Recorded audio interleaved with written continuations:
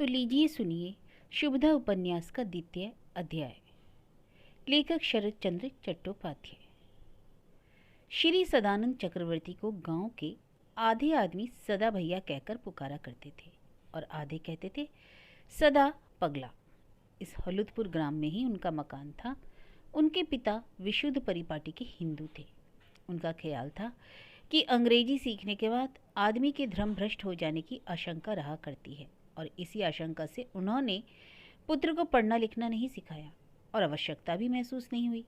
उनके पास जो 4-6 बीघा ज़मीन थी उसी से गुजर बसर हो सकता था। यह बात नहीं थी कि दूसरे की नौकरी किए बिना रोटियां मिलना कठिन हो जाएगा, यह सोचकर कि बेकार जाति क्यों गंवाई जाए। सदानंद भी अपने ढंग का ही आदमी था।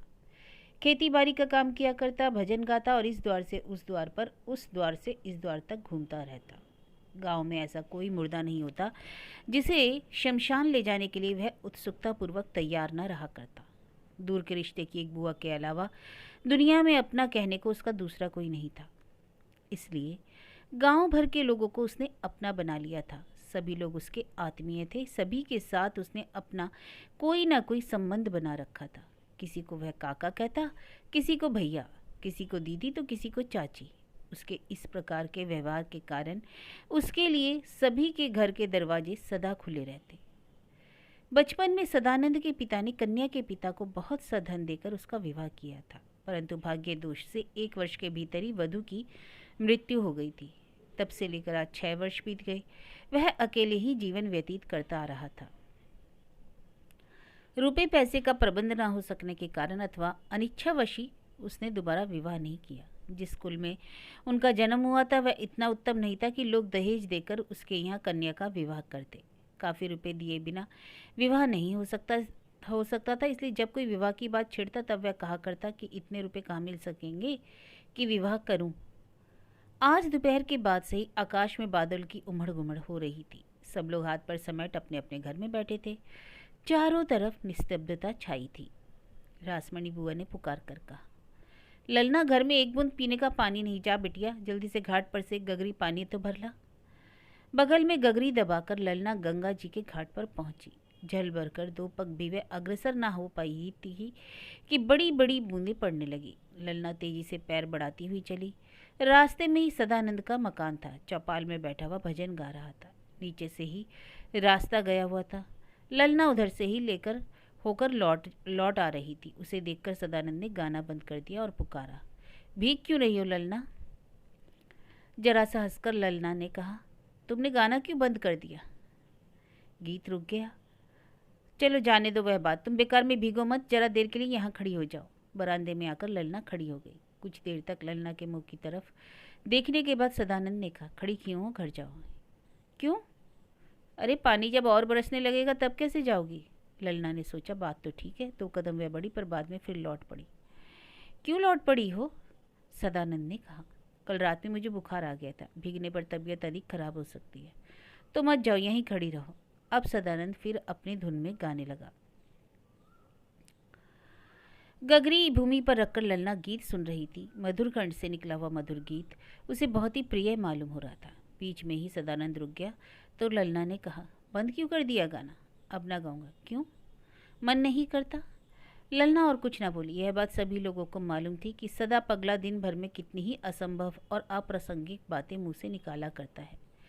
कुछ देर चुप रहने के बाद सदानंद ने फिर कहा, क्यों ललना, क्या शारदा अब तुम्हारे घर नहीं आया करता? ललना ने दूसरी तरफ मुंह फेर लिया। कदाचित अपना उस समय का मुंह सदानंद को दिखलाने की उसकी इच्छा नहीं थी। सदानंद ने फिर पूछा, क्यों नहीं आता? नहीं। क्यों नहीं? मालूम नहीं।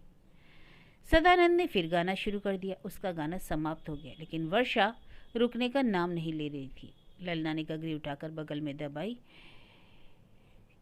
तो सदानंद ने पूछा, अब कहाँ जा रही हो? घर जा रही हूँ। इतनी जोर से बारिश हो रही है कि भीगती भीगती जाओगी, तबीयत ना खराब हो जाए। लेकिन क्या करूँ? ललना चली गई। सदानंद ने फिर गाना शुरू कर दिया। हरान चंद्र ने जब गिनकर पूरे 10 रुपए पत्नी के हाथ पर रखे तब शुभदा के मुख पर हंसी विकसित होकर भी न विकसित हो पाई। कुछ खिंसी होकर सिर झुकाए उसने पूछा, कहाँ मिले ये रुपए तुम्हें? हरान चंद्र भी रुपए हंसकर नहीं दे सका। कुछ देर तक निरुत्तर रहने के बाद उसने कहा, शुभदा तुम क्या समझ रही हो कि ये रुपए मैं चुरा कर लाया हूँ? शुभदा और भी नाराज हो उठी। उसके पापी अंतःकरण में यह बात शायद एक बार आई थी, परंतु इसे क्या मुंह से निकालना उसके लिए संभव था? ईश्वर न करे बात यह ठीक ही हो, परंतु इस दशा में क्या इन रुपयों को ग्रहण करना उसके लिए उचित है? चोरी का धन खाने से पहले शुभदा स्वयं भूख के मारे प्राण दे सकती है, परंतु और सब लोग, प्राणों से अधिक प्रिय पुत्र कन्या। शुभदा ने अनुभव किया इस विषय पर विचार करने का समय अभी नहीं है, इसलिए वे रुपये उसने संदूक में रख दिए। कुछ कुछ सुविधा के साथ फिर दिन बीतने लगे। हारान मुखर्जी आजकल बहुधा हलूदपुर में दिखाई ना पड़ा करते। घर आने पर रासमणी जब कभी पूछ बैठती कि आजकल तू कहाँ रहता है, तब हारान जवाब देते, कितने कार्य रहते मुझे, नौकरी की चिंता में सदा घूमता ही रहता हूँ। शुभदा भी समझती थी कि यही संभव है, क्योंकि आजकल ये पैसे मांगने के लिए नहीं आया करते। कल लौटा दूंगा यह कहकर अब ये 2 आना 4 आना उधार नहीं ले जाया करते, परंतु वास्तव में हारान कहाँ रहते थे, क्या करते थे, लेकिन यह जानता है कि सारे दिन आहार और विश्राम किए बिना नौकरी के फिर में वह घुमा करता था। कितने आदमियों के पास जाकर वह अपनी दुख की कथा सुनाया करता था। कितने आड़ातियों बल्कि साधारण दुकानदारों के पास जाकर प्रार्थना किया करता था कि आज्ञा हो तो आपका बही खाता लिख जाया करूँगा, किंतु किसी ने भी उसकी प्रार्थना स्वीकार न की। उस और के सभी लोग उसे पहचानते थे, कीर्ति उस कहानी उसकी सुन चुके थे, इससे किसी को भी उस पर विश्वास नहीं होता था वह उसे नौकर रख ले। संध्या हो जाने पर मुंह सुखाए जब लौटकर आता, तब शुभदा दुखी भाव से पूछती, आज भोजन कहाँ किया तुमने? इस सवाल के जवाब में हारान चंद्र हंसने की कोशिश किया करते। वह कहता, क्या भोजन का अभाव है मुझे, कौन नहीं जानता। इस पर शुभदा कुछ ना बोलती, पर चुप रह जाती। क्रमशः उसकी कलसी का जल सूखता जा रहा था, रुपए समाप्त होते जा रहे थे। 2 ही एक दिन का खर्च और था, परंतु मुंह खोलकर शुभदा यह बात स्वामी से कह नहीं सकती थी। किसी से भी यह बात बतलाने की इच्छा उसकी नहीं थी। केवल मन ही मन वह खर्च चलाने के लिए तरह तरह की योजनाएं करती रही।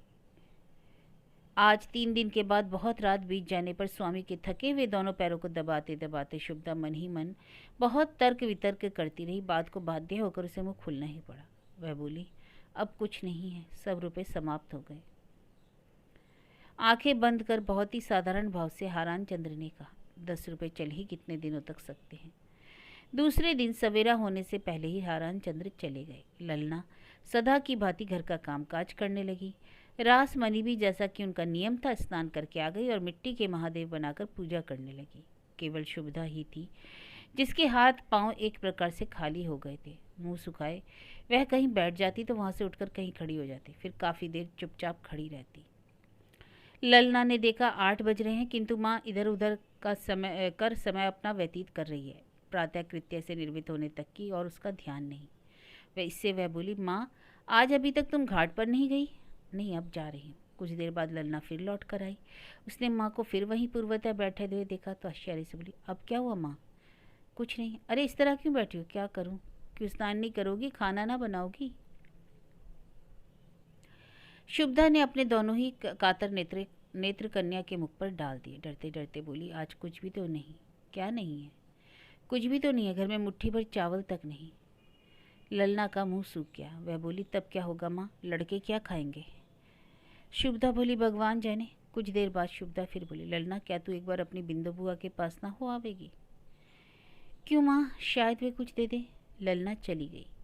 शुभदा की आंखों में पानी गिरने लगा। इस तरह की बात उसने और कभी नहीं कही। इस तरह भिक्षा मांगने के लिए उसने कन्या को कभी नहीं भेजा था। यही सोच सोचकर उसका मन दुखी हो रहा था। उसे लज्जा आ रही थी, साथ ही कुछ कुछ अभिमान भी हो रहा था। अभिमान किसके ऊपर हो रहा था? पूछने पर संभवतः वह स्वामी के मुख का ध्यान करती और ऊपर की ओर उंगली उठाकर कहती, उनके ऊपर। बड़ी देर तक मुंह पर हाथ रखे हुए शुभदा वहीं बैठी रही। प्राय 11 बज रहे थे। इतने में छलनामयी मिट्टी की एक छोटी सी गुड़िया हाथ में लिए उसके सारे बदन में कपड़ा लपेटते लपेटते और उसे हाथ पैर से हीन धड़ की गुड़िया को माला से सजाते हुए आई और वहीं खड़ी हो गई। माँ, खाने को दो। शुभदा बेटी के मुंह की तरफ देखने लगी। वह कुछ बोली नहीं।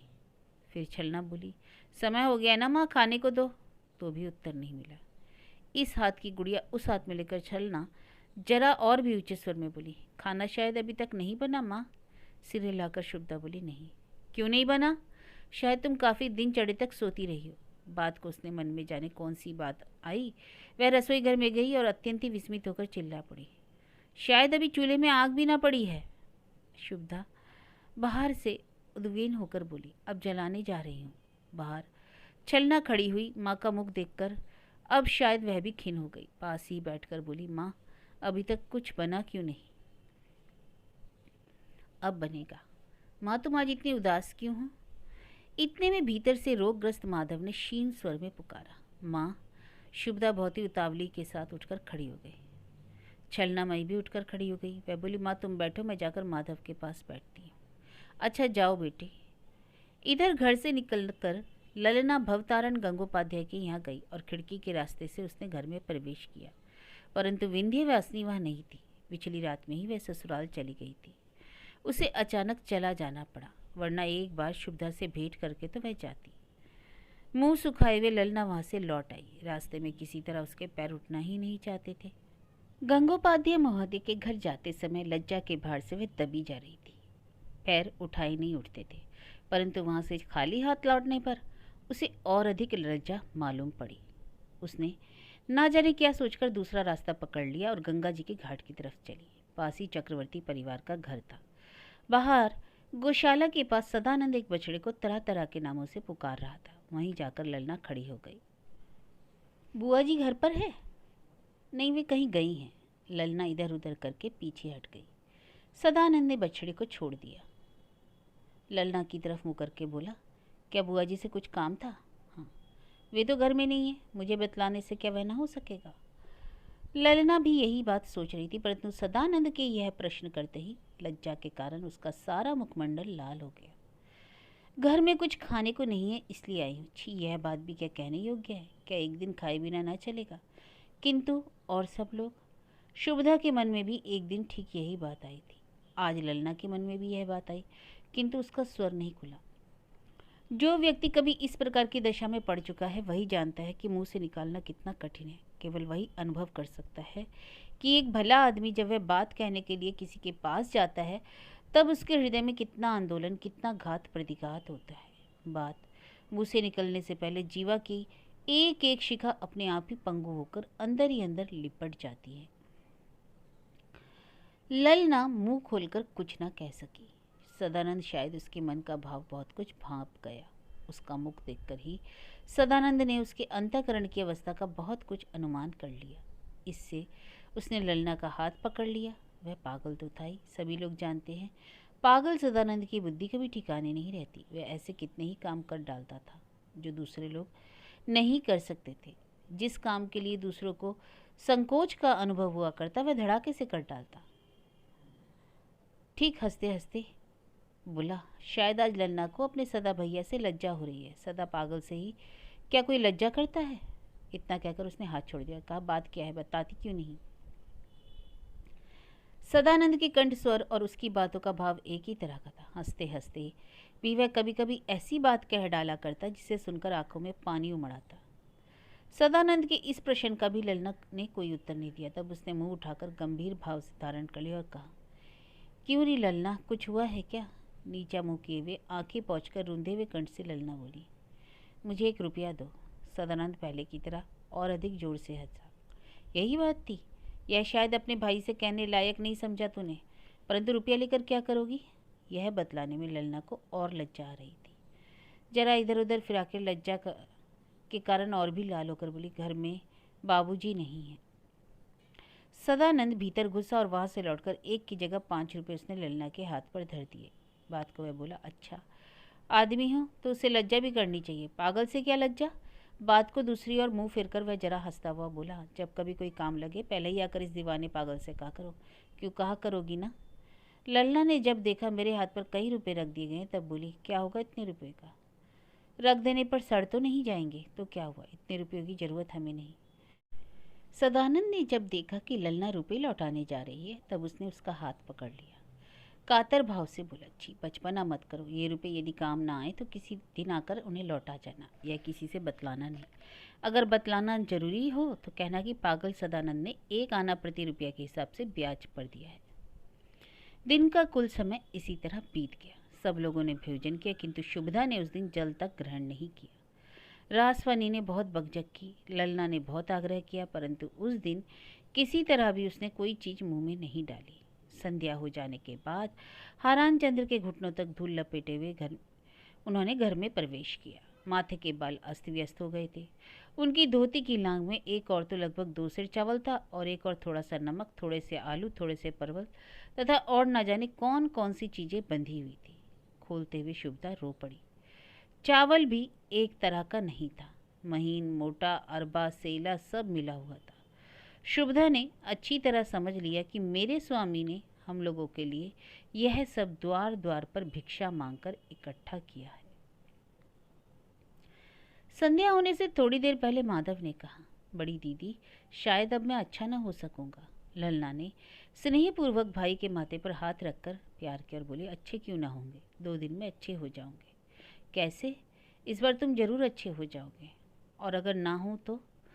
ललना ने भाई के दोनों ही क्षीण और दुर्बल हाथ अपने हाथ में लिए। बाद को गंभीर होकर बोली, छी, इस तरह की बात मुंह में ना आना चाहिए। माधव चुप हो गया। थोड़ी देर बाद ललना ने कहा, माधव, क्या कुछ खाएगा तू? सिर हिलाकर माधव ने कहा, नहीं। थोड़ी देर बाद ही दवा खिलाने का समय हो गया। कांच के एक नन्हे से गिलास में जरा सा चूरन डालकर ललना ने उसे माधव के होठ से लगाया और बोली, इसे खाओ। माधव ने पहले सिर हिलाया। उसने सूचित किया कि दवा मैं किसी तरह नहीं खाऊंगा। ऐसा वह प्रायः किया करता था। दवा के कड़वेपन के कारण वह उसे खाने में बहुत अधिक आपत्ति किया करता था, परंतु जरा सा आग्रह करने के बाद ही उसे खा लेता था। सदा की तरह दवा खाने के संबंध में जोर देती हुई ललना बोली, छी, इस प्रकार जिद नहीं करनी चाहिए, दवा खा लो। गिलास हाथ में लेकर माधव ने सारी दवा नीचे उड़ेल दी। माधव ने ऐसा और कभी नहीं किया था। उसके इस कृत्य से ललना विस्मित और क्रुद्ध हुई। यह क्या किया तुमने माधव? अब मैं दवा न खाऊंगा। क्यों? दवा खाकर तो अच्छा नहीं होगा, बेकार दवा क्यों खाऊं? किसने कहा तुम अच्छे नहीं होगे? माधव ने कोई उत्तर नहीं दिया। माधव, क्या तुम मेरी बात नहीं मानोगे? जरा जरा सी बातों के लिए रोष में आ जाने वाले बालकों के लिए स्वाभाविक ही है। माधव भी इस नियम का अपवाद तो था नहीं। आंखों में आंसू भरकर उसने कहा, मेरी बात नहीं मानता, मैं भी किसी की बात ना मानूंगा। कौन तुम्हारी बात नहीं मानता? मानता ही कौन है? मेरे एक बात पूछने पर माँ अप्रसन्न होती है, बाबूजी अप्रसन्न होते हैं, बुआ जी बोलती नहीं, तुम भी नाराज होती हो, तब से क्यों सुनो? माधव के नेत्रों से आंसू टपकने लगे। ललना के होठ जरा कांप उठे। माधव की बात का क्या उत्तर देती? माधव ललना के मुंह की तरफ थोड़ी देर देखता रहा। बात को उसने कहा, बड़ी दीदी, हमारे छोटे भाई की तबीयत खराब थी, परंतु वह अच्छा नहीं हो सका। इसी तरह पड़े पड़े वह मर गया था। बाबूजी रोए, माँ रोई, बुआ रोई, तुम रोई, घर के सभी लोग रोए। माँ आज भी रोया करती है, परंतु यादव लौट कर नहीं आया। उसी तरह अगर मैं मर जाऊं तो? दोनों हाथों से ललना ने अपना मुंह ढक लिया। अगर और समय होता तो वह माधव को डांटती, उसका मुंह दबा लेती, परंतु उस समय वह ऐसा नहीं कर सकी। माधव भी कुछ देर तक चुप रहा। बात को उसने फिर कहा, क्यों बड़ी दीदी, बतलाती क्यों नहीं हो? मैं मर जाऊंगा तो क्या होगा? ललना ने मुंह पर से हाथ नहीं हटाया। कहा, कुछ नहीं, हम लोग केवल रोकर रह जाएंगे। इस समय शायद वह रो रही थी। माधव ललना के उस समय के मनोभावों को कुछ समझ पाता था या नहीं, यह नहीं कहा जा सकता, परंतु यह निश्चय कर रखा था कि अपनी सारी शंकाओं का समाधान किए बिना दीदी को नहीं छोड़ेगा। फिर बोला, दीदी, कहाँ जाना होता है मरने पर? ऊपर की ओर ताककर ललना बोली, आकाश के ऊपर। आकाश के ऊपर? परंतु मैं वहाँ किसके पास रहूँगा? ललना दूसरी तरफ मुँह किए बोली, मेरे पास। दूसरे दिन से माधव के स्वभाव में परिवर्तन हो गया। एक तो वह यूं ही शांत था और भी उसमें अब थोड़ी शांति आ गई। अब वह दवा खाने में आपत्ति नहीं करता। पहले तो किसी किसी दिन वह अकड़ भी जाया करता था, कभी कहता वह खाऊंगा वह ना खाऊंगा, परंतु आजकल उसमें ये सब बातें नहीं रह गई थी। आजकल वह सदा ही प्रसन्न रहा करता। माँ जब भी कभी पूछती, माधव क्या तू कुछ खाएगा, तब वह कहता, लाओ दो। क्या दूँ? जो भी हो लाओ। जब कभी चारपाई के पास जाकर बड़ी दीदी बैठ जाती, तब क्या पूछना था। भाई बहन में चुपके चुपके बहुत सी बातें होती, बहुत से विषयों के संबंध में परामर्श होता, किंतु तीसरा आदमी वहां पैर रखता तो वे चुप हो जाते। इधर 4-6 दिन से हारान चंद्र के परिवार के लोगों में उतना कलह नहीं होता था। जब किसी तरह की कठिनाई मालूम पड़ती, ललना 2-1 रुपये निकाल कर दे देती। शुभदा जानती थी कि ये रुपये कहाँ से आ रहे हैं। रासमणी समझती कि रुपये हारान कहीं से लेकर आ रहा है। इधर हारान चंद्र सोचते कि बुरा ही क्या है, रुपए जब कहीं से आ रहे हैं तो आते रहे, मैं ही कहाँ से लाऊं। परंतु एक बात प्रायः उसके मन में आया करती, यह बात थी अफीम की कमी। किसी किसी दिन उन्हें इस बात का डर होता कि मानो अफीम खाने की आदत बिल्कुल छूटी जा रही है, परंतु उसे छोड़ देने के सिवा उन बेचारों के पास और क्या उपाय था। वे सोचते कि अपनी इस आदत को अगर बहाल रखना भी चाहूँ तो अफीम कहाँ से मिलेगी। जिस तरह भी हो और जो भी कर्म हो, मुझे पेट भर अन्न तो मिलता जा रहा है। अफीम के लिए मन ना खराब करूँगा। अच्छे दिन आने पर फिर सब ठीक हो जाएगा। अभी मैं जैसा हूँ अच्छा हूँ। कुछ दिनों के बाद सदानंद की बुआ ने एक दिन आग्रह किया कि भैया मुझे एक बार काशी घुमा ले आओ। कब मर जाऊं इसका ठौर नहीं। इस जीवन में कम से कम एक बार काशी में श्री विश्वेश्वर नाथ का दर्शन तो कर लूंगी। सदानंद बुआ की कोई भी बात मानने का आगा पीछा नहीं किया करता था। यह बात मानने में भी उसने आनाकानी नहीं की। दो ही एक दिन के बाद काशी की यात्रा निश्चित हुई। जिस दिन उसकी यात्रा थी, ललना ललना पुकारता हुआ वह सीधा ऊपर चला आता। ललना उस समय ऊपर ही थी। सदानंद को आता देखकर वह उठकर खड़ी हो गई। सदानंद पॉकेट में 50 रुपए लिए हुए था। उन्हें निकालकर उसने एक तकिए के नीचे रख दिए। बात को उसने कहा, आज हम लोग काशी जा रहे हैं, कब तक लौटेंगे कुछ ठीक नहीं। आवश्यकता पड़ने पर ये रुपए खर्च कर लेना। आश्चर्य करके ललना बोल उठी, इतने रुपए? 50 रुपए बहुत नहीं होते। देखने में अधिक जरूर मालूम होते, लेकिन खर्च के समय इतने ज़्यादा ना मालूम पड़ेंगे। लेकिन इतने? यह वाक्य समाप्त करने का अवसर ना देकर सदानंद ने हाथ से ना जाने कैसा एक प्रकार का इशारा किया। वह एक बार के नीचे आकर रसोई घर में शुभदा के पास जा बैठा। उसने कहा, चाची जी आज हम लोग काशी जाएंगे। यह बात शुभदा ने सुनी थी। उसने कहा, कब तक लौटोगे? कह नहीं सकता, परंतु बुआ जी जब अच्छी तरह दर्शन आदि कर लेंगी तब शायद लौट आएंगे।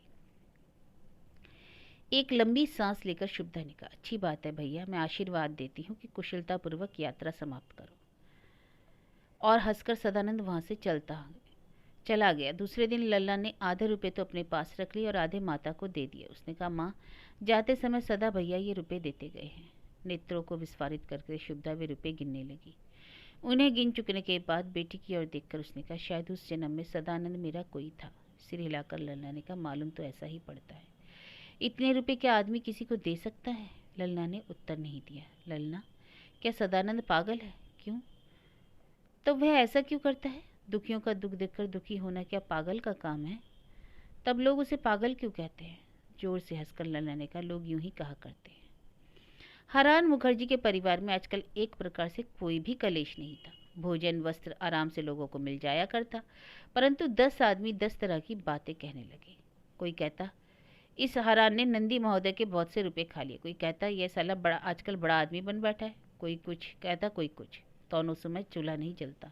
इसी प्रकार जिसके मुंह में जो आता वही कहता था। जो लोग पराए थे उन्हें हारान चंद्र के संबंध में कुछ कम कौतूहल था, परंतु जिन लोगों से कुछ आत्मीयता थी वे ही अधिक कौतूहल में आकर मुखोपाध्याय परिवार के संबंध में छोटे बड़े दोष निकालने का प्रयत्न करने लगे। एक दिन दोपहरी में एकाएक कृष्णा देवी प्रकट हुई। हारान चंद्र के घर में पैर रखते ही उन्होंने कहा, कहो बहू, क्या हो रहा है इस समय? भोजन आदि हो गया है ना?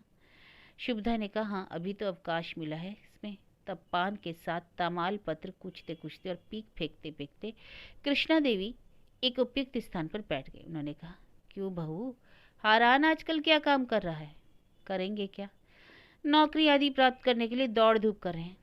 तो गृहस्थी का खर्च कैसे चल रहा है? शुभदा ने इस बात का कोई उत्तर नहीं दिया। कृष्णा ने फिर कहा, लोग कहा करते हैं कि हारान मुखर्जी ने नंदी बाबू के बहुत से रुपए मार लिए। आजकल वह बड़ा आदमी हो गया, उसे खाने की क्या चिंता। परंतु मुझे तो सब कुछ मालूम है, इसलिए कह रही हूँ कि गृहस्थी का खर्च किस तरह चलता है आजकल। टाल मटोल करके शुभदा ने कहा, यूं ही चल जाता है किसी प्रकार। अरे वो जो ब्राह्मण पाड़ा की मुंहजली है ना, उसी की बदौलत ये दुर्घटना ही। मन में आता है उस मुंहजली की गौठिल गंडासे से काटूं।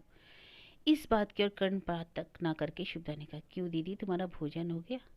हाँ बहन, भोजन तो कर चुकी, परंतु उसी पापिन के कारण हुआ है यह सर्वनाश। हारान तो बिल्कुल नासमझ आदमी है, इसलिए इसने उसके जाल में पैर डाला। 3,000 रुपये जब उसने मारे तो 200 रुपये लाकर तो स्त्री के हाथ पर रख देता। उस अवस्था में भी तो कुछ दिन तक निर्वाह हो सकता था परिवार का। शुभदा ने फिर कहा, क्यों दीदी, आज क्या बनाया था खाने को? अरे खाने को क्या बनाया बहन, आज देर हो गई इसलिए केवल खिचड़ी बनाई और कुछ बना ना सकी।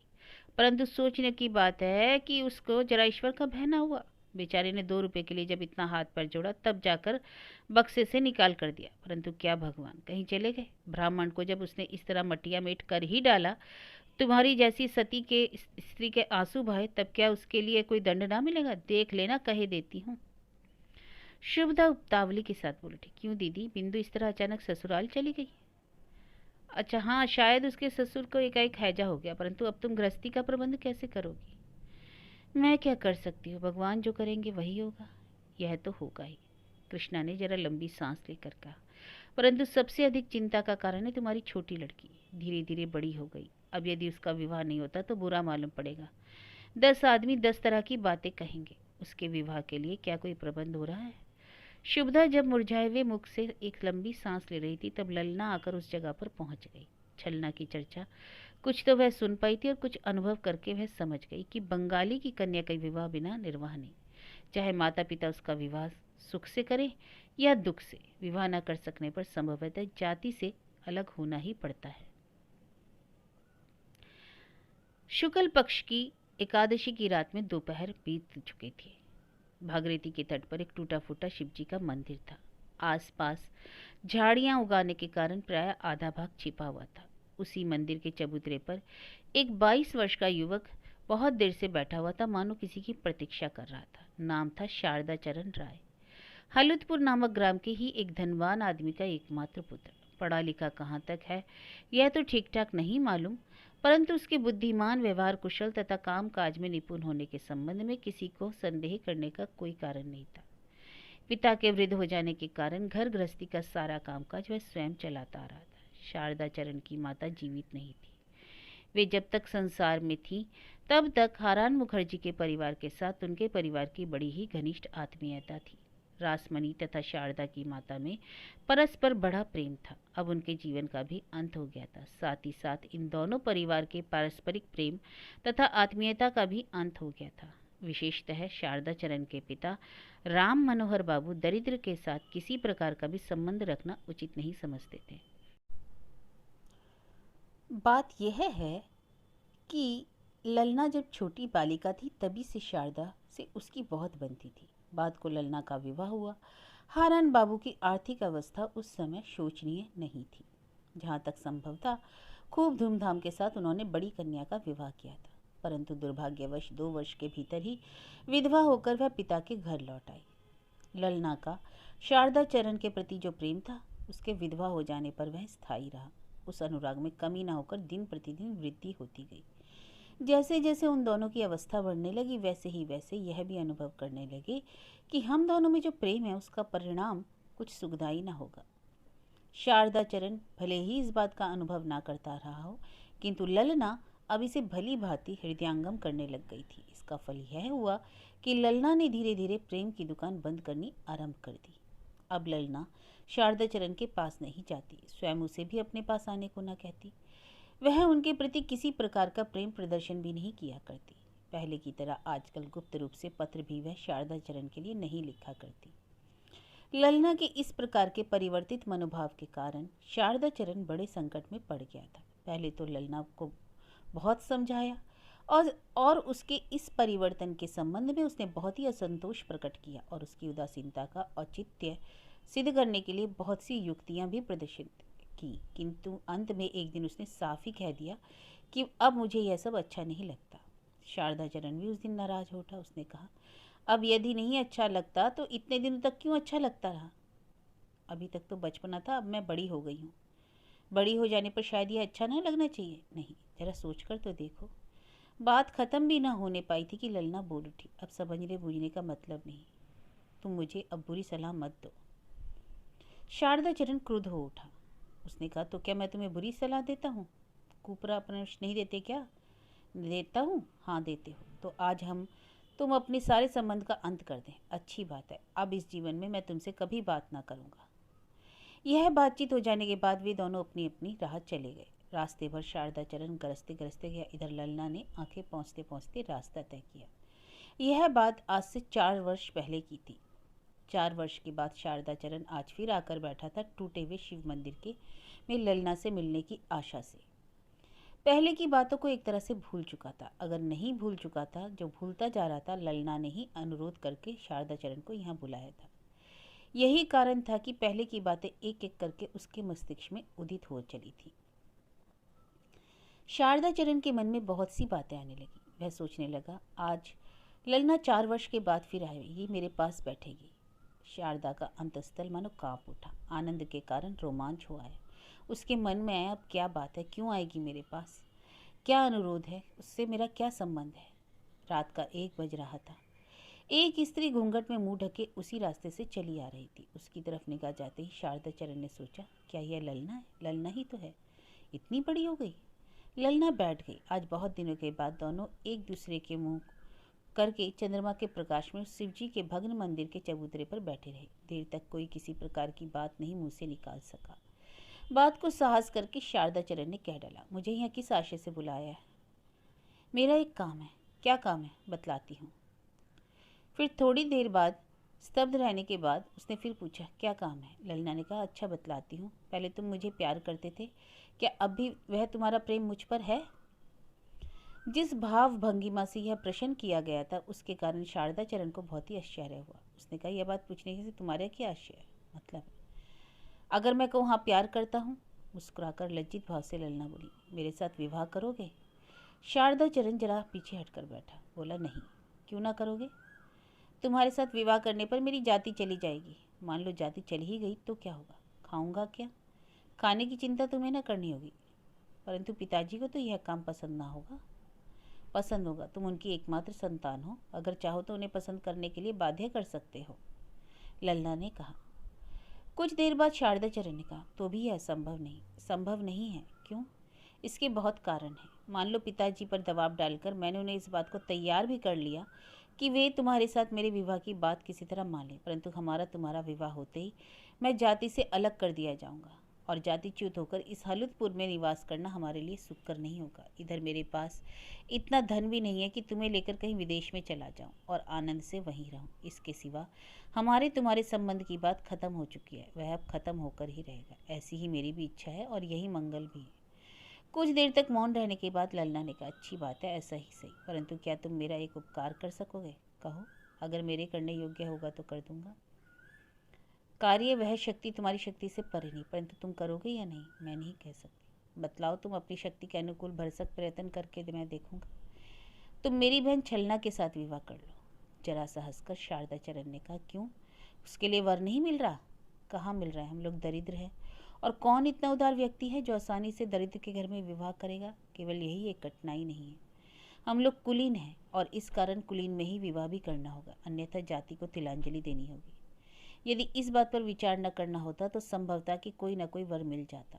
तुम हमारे अनुकूल घराने के हो, इससे तुम यदि विवाह कर लो तो सारी कठिनाइयां दूर हो सकती हैं। बतलाओ, कर लोगे उसके साथ विवाह?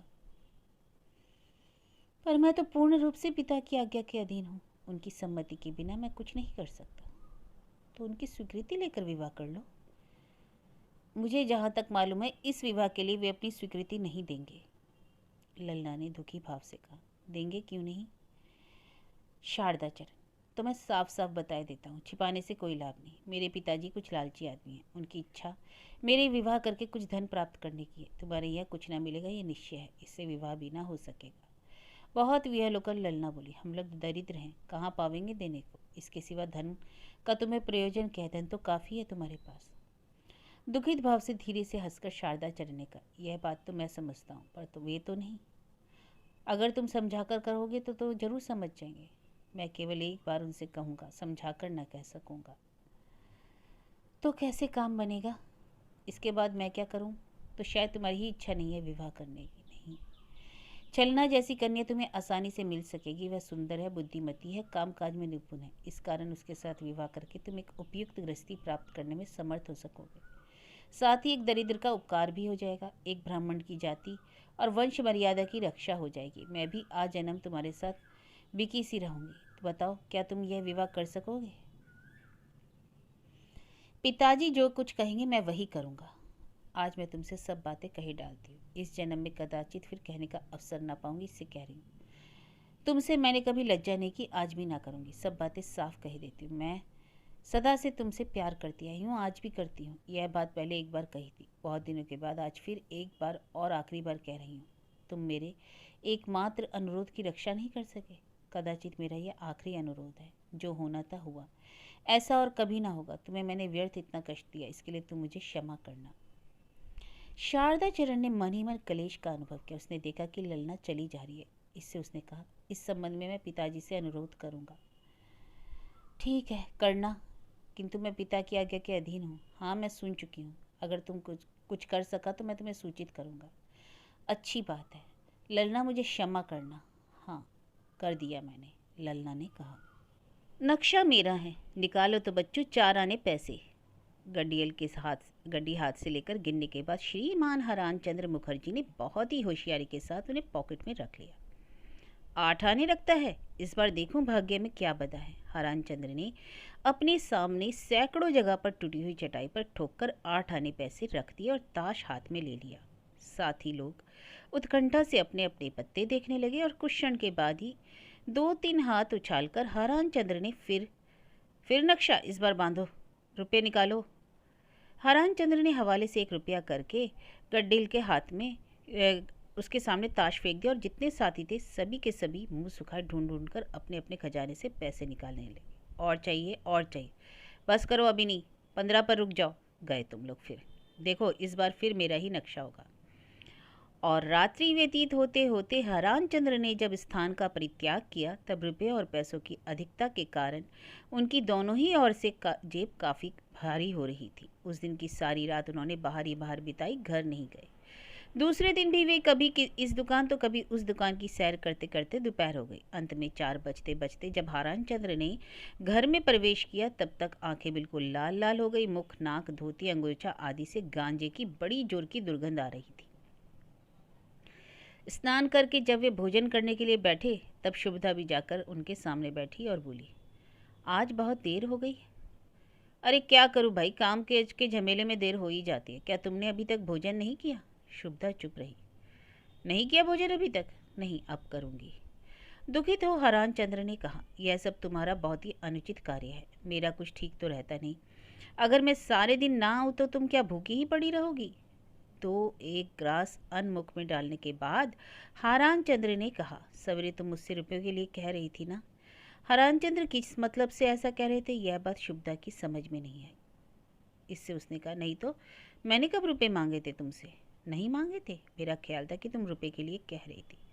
बात को जरा हंस कर हरान चंद्र ने कहा, कल नहीं मांगा था तो ना सही, 2 दिन बाद तो मांगना ही पड़ेगा। एक ही बात हुई।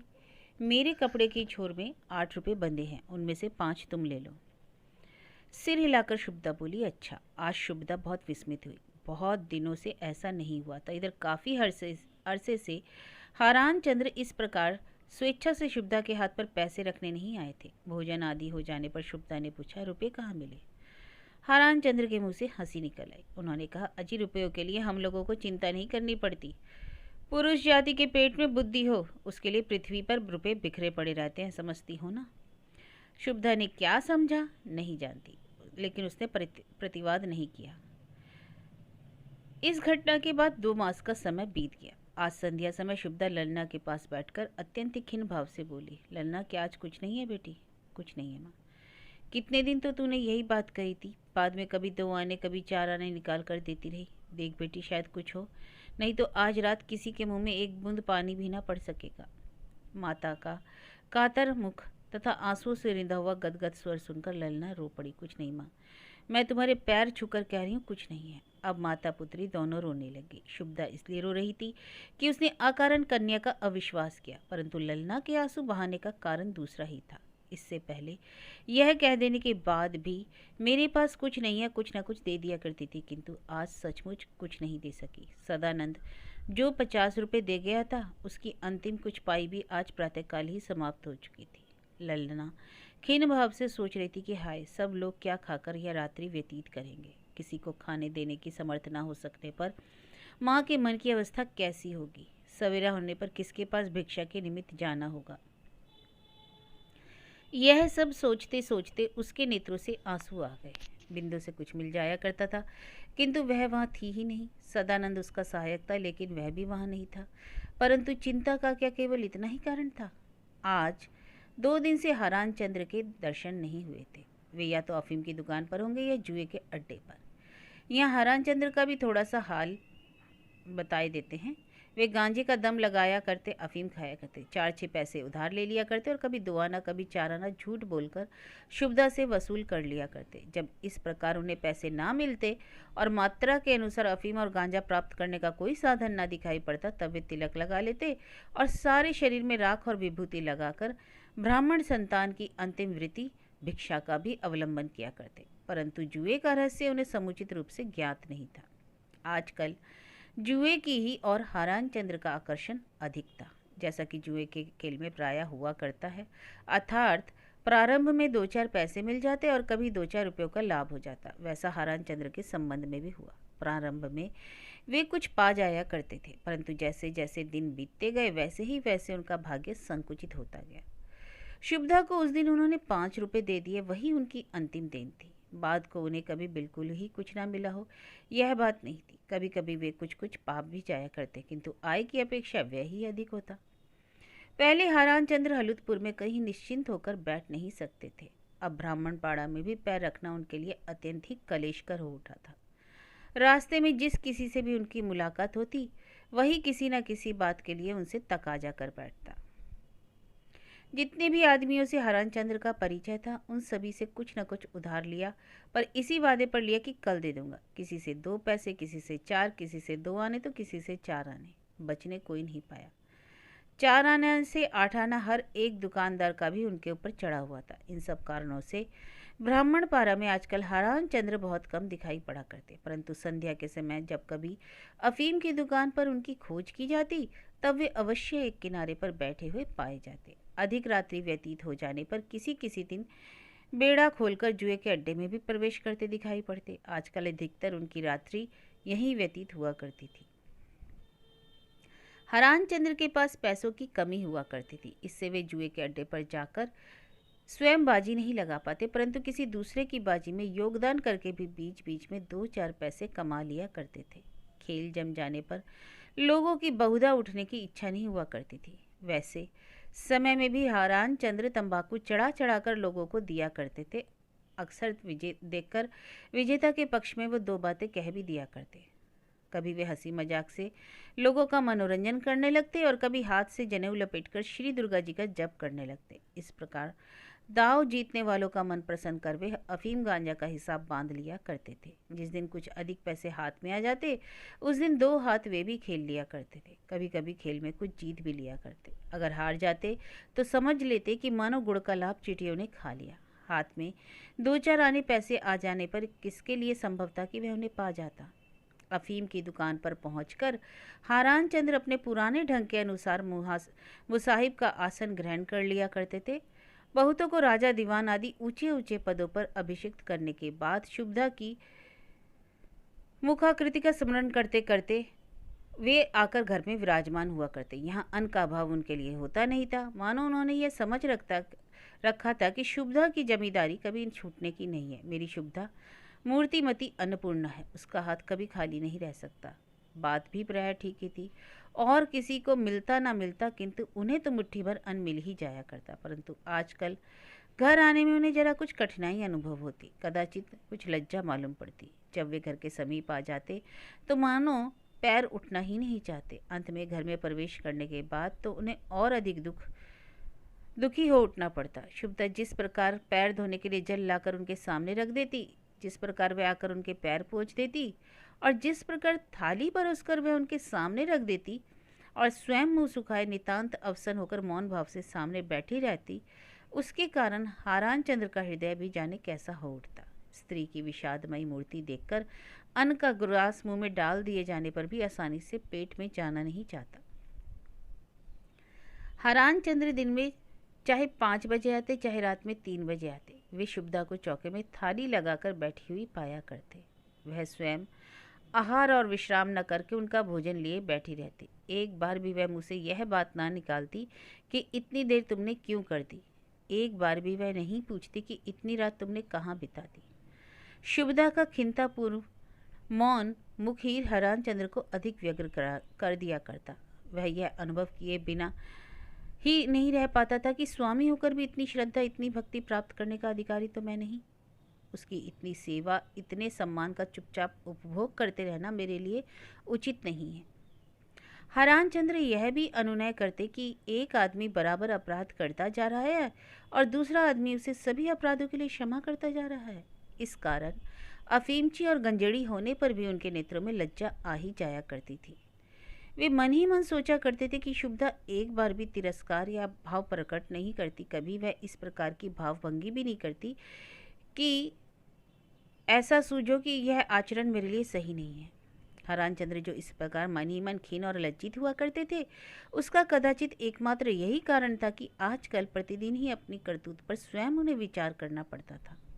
शुभदा के प्रति प्रतिदिन इतना अधिक अन्याय करते करते बीच बीच में संकोच आता। सदा की भांति आज भी हरानचंद्र बहुत अधिक रात बीत जाने के बाद घर पे पहुंचे। घर के भीतर पैर रखने पर आज उन्हें सदा के नियम में कुछ बाधा मालूम हुई। आज शुभदा पैर धोने के लिए पानी लेकर नहीं आई। निर्दिष्ट स्थान पर थाली लगाए हुए कोई उनकी राह देखता हुआ नहीं बैठा था। एक दीपक रखा हुआ टिमटिमा रहा था। हरानचंद्र बत्ती बढ़ाकर उसे तेज करने के लिए जब गए, उन्होंने देखा उसमें तेल नहीं। भय हुआ। इधर 2 दिन से घर नहीं आए थे। उन्हें आशंका हुई शायद इस बीच कुछ घटना तो ना हुई, किंतु आज ऐसे अवसर को छलना कैसे जाने देती। यह तो उसने कभी सीखा ही नहीं था। वह आज बाप को कड़ी बातें कहने के लिए ना चुकी।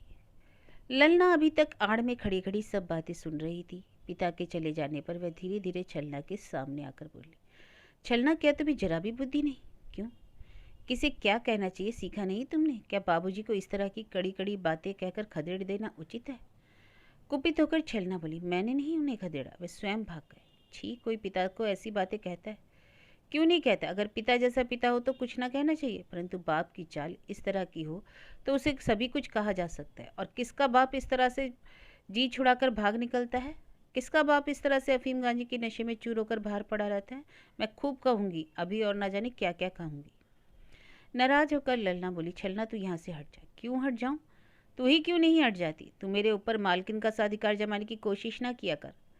ललना मुंह बंद किए हुए उस स्थान से हार मानकर चली गई। उस दिन दोपहर का समय बीत जाने के बाद रासमणी के सामने कांसे का लोटा रखकर शुभदा ने कहा, दीदी बहुत देर हो गई, अब शायद वे ना आवेंगे। यह लोटा गिरवी रखने से शायद कुछ मिल जाए। शुभदा के मुख की तरफ कुछ देर ताकने के बाद रासमणी ने कहा, बड़ी लज्जा लगती है बहू। ललना वहीं खड़ी थी, लोटा हाथ में लेकर बोली, माँ मैं एक बार देख आती हूँ। शुभदा ने रुद्ध कंठ से कहा, कहाँ? ललना धीरे से हंसकर एक बार बुआ की तरफ देखकर बोली, वहीं घोष बाबू की दुकान पर। क्यों, इसमें शर्म की क्या बात है? मैं यहाँ ही की लड़की हूँ, छुटपन से ही सब लोग मुझे देखते हैं, मेरे लिए लज्जा करने की कौन सी बात है? सुख और दुख के दिन किसके घर में नहीं आते माँ।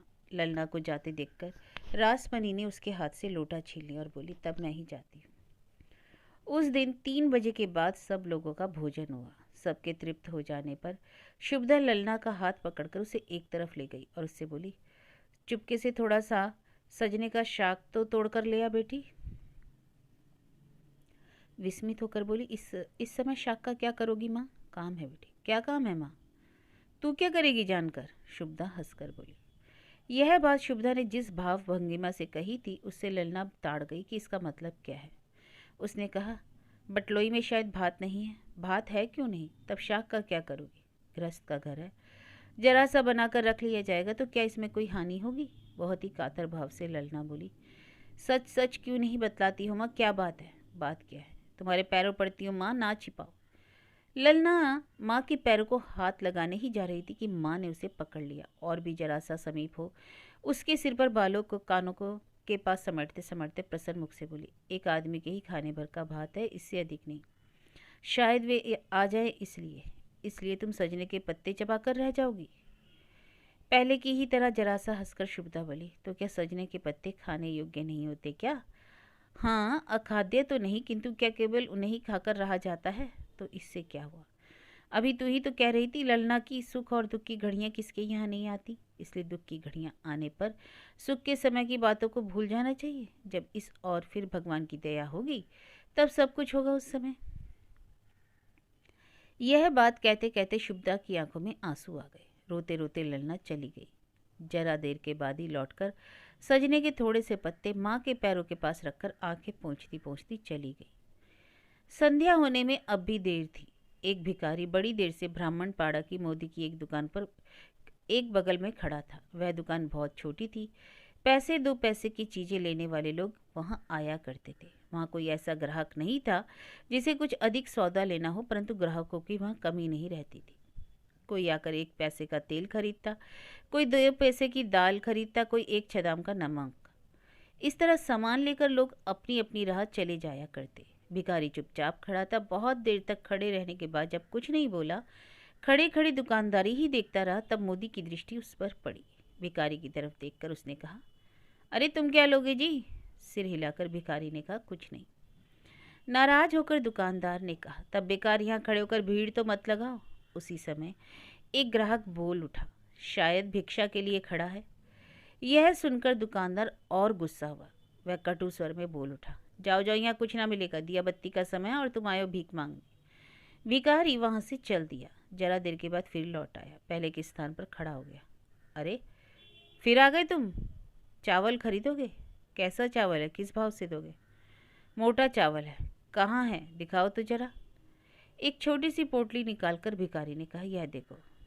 चीज़ देखकर दुकानदार ने नाक सिकोड़ ली। उसने कहा, यह तो भिक्षा में मिला हुआ चावल है, कितने पैसे लोगे? चावल बेचने वाले ने दुकानदार के मुंह की ओर देखकर कहा, 2 रुपये, 2 आने। धत, 4 पैसे का चावल नहीं मांगता है, 2 आने? मुझे नहीं चाहिए तेरा चावल। संभवतः उस आदमी का परिचय देना आवश्यक न होगा, क्योंकि वे थे हारान चंद्र। हारान चंद्र पास के ही एक पेड़ के नीचे बैठकर मोदी के बाप तक की खबर लेते हुए पोटली खोलकर मुट्ठी मुट्ठी चावल चबाने लगे। मनी मन सोचा, इतना चावल भला 4 पैसे में ही दिया जाता है? सारे दिन की मेहनत का मूल्य क्या 4 पैसा है? यही चावल ले जाकर अगर अड्डे वाले को दे देता तो 4 दिन के नशे की व्यवस्था हो जाती, परंतु वहाँ क्या इसे ले जाते बनता है? छी, वे सब पहचान ना लेंगे कि यह भिक्षा का चावल है, तो क्या इसे घर ले जाऊं? परंतु यह जरा सा चावल किस किस के मुंह में डालने के लिए होगा? कुछ काम नहीं इसे घर ले जाने का। हरान चंद्र ने चावलों की पोटली बांध ली और दुकानदार के पास पहुंचकर बोले, चावल ले लो। 4 पैसों में दोगे ना? हाँ, तो इसी डलिया में खोल दो। एक डलिया में चावल खोलकर हरान चंद्र ने हाथ फैलाया। दुकानदार से 4 पैसे लेकर कुछ दूर के जाने के बाद हरान चंद्र ने एक बार खूब जी भरकर हंस लिया। उसने मन ही मन कहा, कैसा चकमा दिया है मैंने बच्चों को, जैसा कर्म है उसका वैसा ही फल दिया। आधा चावल तो चबा डाला, लेकिन बेटा जान नहीं पाया। लेकिन हरान चंद्र के मन में यह बात एक बार भी नहीं आई कि दुकानदार ने यह जानने के लिए जरा भी इच्छा नहीं की। हृदय की प्रसन्नता के कारण हंसते हंसते वे अफीम की दुकान का बेड़ा खोलकर उसमें घुसे। बिटिया अब तो नहीं रहा जाता। 3 दिन तक उपवास करने के बाद शुभदा पुत्री लल्ला की गर्दन पकड़कर रो पड़ी।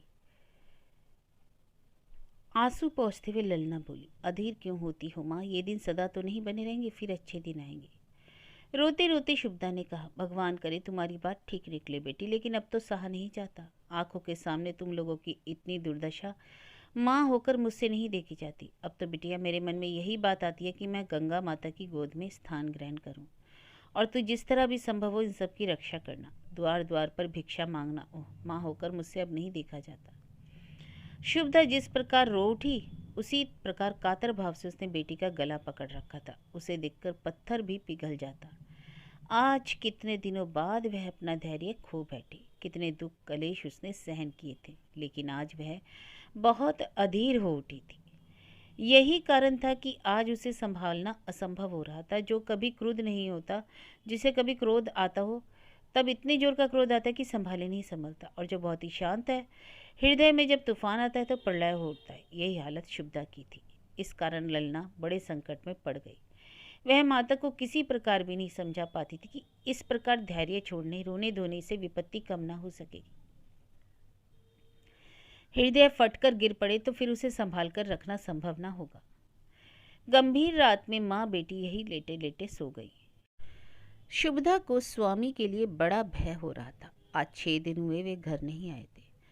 उसे ऐसा लग रहा था मानो अपमान और लांछना के भय से उन्होंने आत्महत्या तो नहीं कर ली। बेटी होकर भी छलना ने उस दिन उन्हें निकम्मा कहकर अपमानित किया था। उसने जिस तरह की फटकार उन्हें बतलाई, उसके कारण आत्महत्या कर लेना उनके लिए आश्चर्य की बात न होगी। यही बात आठों पहर शुभदा के मन में आ रही थी। आज भी रात्रि व्यतीत होते होते वह चौंक कर उठ बैठी। ललना को जगाकर उसने कहा, अरे वे अब नहीं रहे। ललना उस समय अर्ध निंद्रा में थी। उससे उसे बात नहीं समझ आई। माँ की मुँह की ओर ताकती हुई बोली, कौन माँ? मैं स्वप्न देख रही थी कि मानो वे नहीं हैं। इस प्रकार की बातें मुँह से क्यों निकाल रही हो माँ? यह बात समाप्त करके ललना रो पड़ी। इसके बाद शेष रात उन दोनों ने रोते रोते बिताई। धीरे धीरे दिन चढ़ने लगा। लगभग 10 बजे स्नान से निपटकर घर की ओर जाते हुए कृष्ण देवी मुखर्जी परिवार का हाल लेने के लिए घूम पड़ी और घर में जाकर आंगन में उन्होंने आवाज़ लगाई, बहू। बाहर आकर शुभदा ने कहा, क्या है दीदी, बैठो। बैठूंगी नहीं बहू, देर हो गई। स्नान करके लौटते समय एकाएक इच्छा हुई कि जरा बहू को देखती चलो। शुभदा चुप ही रही। कंठ का स्वर धीमा करके कृष्ण देवी ने कहा, बहू जरा सुनो तो। शुभदा पास आ गई। हरान का कोई समाचार मिला? नहीं।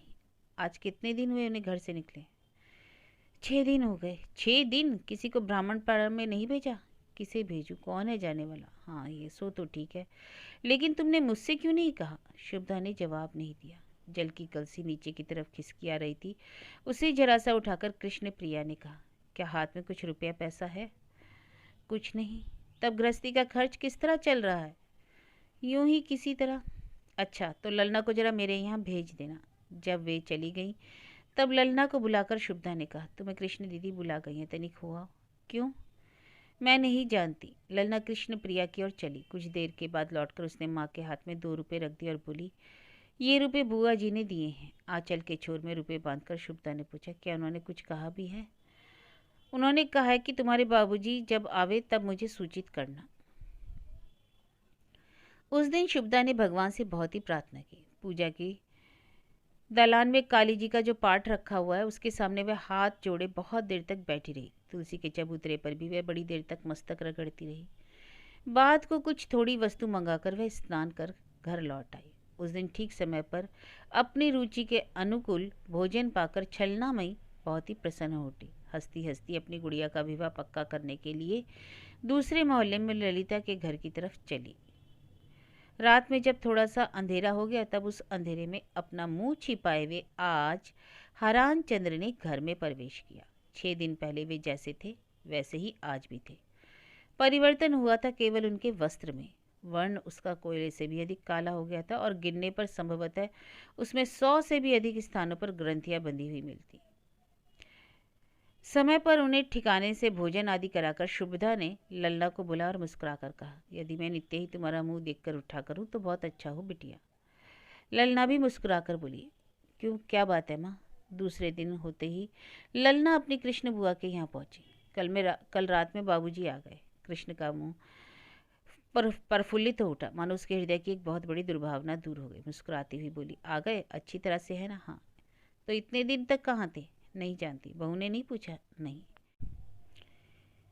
11 बजते बजते केले के पत्ते से ढककर हाथ में एक पथरी लिए कृष्ण प्रिया शुभदा के पास पहुंची। उन्होंने कहा, बहू जरा सी तरकारी ले आई हूँ, हरान को दे दो। शुभदा ने हाथ से पथरी ले ली और बगल ही के एक कमरे की तरफ इशारा करते हुए बोली, इसी कमरे में है। शुभदा का तात्पर्य समझकर कृष्ण प्रिया ने कहा, होंगे। इस समय उनके पास जाऊंगी नहीं, घर में सारा सामान खुला पड़ा है। कृष्ण प्रिया लौटी जा रही थी, किंतु द्वार के बाहर पैर रखने से पहले ही वह फिर लौट आई और शुभदा से बोली, बहू क्या तुम हरान से एक बात पूछ सकोगी? कौन सी बात? यही कि वह इतने दिनों तक कहाँ था? सिर हिलाकर शुभदा ने कहा, अच्छी बात है। हरान चंद्र जब भोजन करने रहे थे तब शुभदा ने धीरे से पूछा, इतने दिनों तक तुम कहाँ थे? हरान चंद्र का मलिन मुख और भी मलिन हो गया। धरती की तरफ देखते हुए उन्होंने धीरे से कहा, पेड़ के नीचे। अब शुभदा कोई और बात ना पूछ सकी। दूसरे दिन दोपहर को कृष्ण प्रिया फिर आई। बहुत तरह की बातें करने के बाद उन्होंने कहा, क्यों बहू, पूछा था तुमने? हाँ। क्या कहा उसने? उन्होंने कहा, पेड़ के नीचे। अब दूसरी बातें उठी। चलते समय कृष्ण प्रिया ने कपड़े के नीचे से 2 थान निकाल कर कहा, ये घर में पड़े हुए थे इस कारण ले आई। हरान को दे देना, पहन डालेंगे इन्हें। शुभदा ने हाथ फैलाकर वे थान ले लिया। कुछ क्षण तक शुभदा के मुंह की तरफ देखने के बाद कृष्ण प्रिया ने कुछ मंद स्वर में कहा, देखो बहू, हरान जब पूछे कि किसने दिया है तब और किसी का नाम बतला देना, मेरा नाम मत बतलाना। शुभदा ने कहा, क्यों? बस यूं ही, और यदि बतला दूं तो तुम्हें तुम्हारी कृष्णा दीदी की सिर की सौगान। फिर दिन पर दिन बीतने लगे। हरान चंद्र इस बार जब से घर आए बाहर नहीं निकले।